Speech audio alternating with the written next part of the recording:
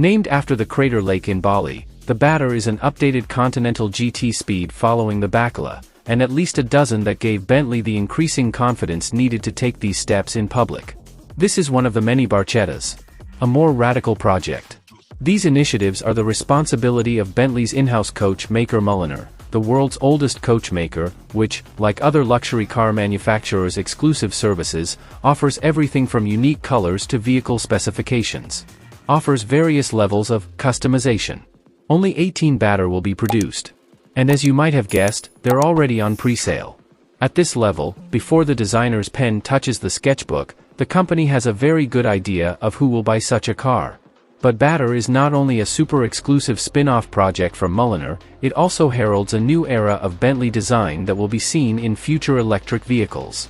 What's more, it marks the final blossoming of the Bentley W12 engine after 2 decades of hard-to-explain automotive oddities, and above all, it's an interesting commentary on the world of luxury cars. You can expect all this and more, considering it costs almost 10 times the price of the car it's based on, at £1.65 million plus council tax.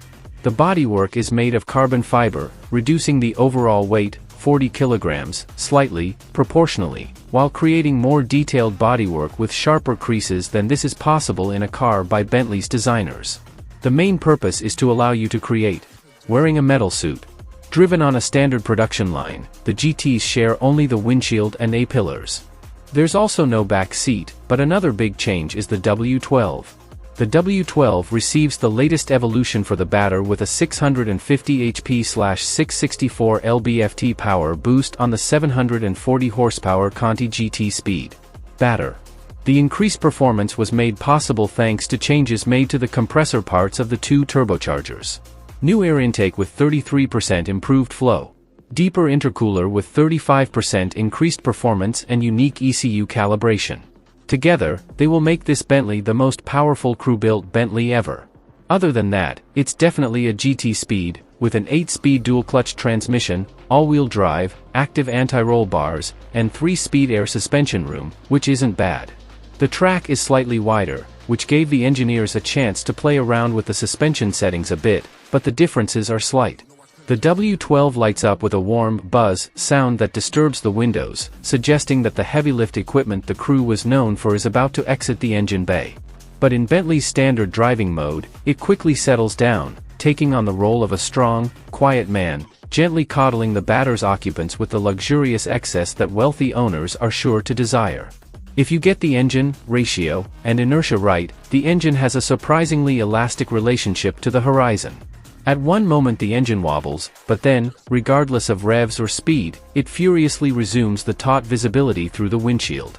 Relentless movement. A conviction that is almost impossible to overcome. Bentley, like Ferrari before it and other luxury automakers today, believes the way to increase profits in a complex, crowded and expensive market is to maximize demand and profitability from its options list. Batur is golden sand in this regard. Perhaps, in some cases, literally. Bentley's revenue rose 9% in the first quarter of this year, and its overall financial performance improved significantly as customers spent more on customization and options on its flagship models. Post-COVID-19, the haves have become more extroverted with their money, which is good news for companies like Bentley and the rise of models like batur. Thanks for watching. Please like and subscribe.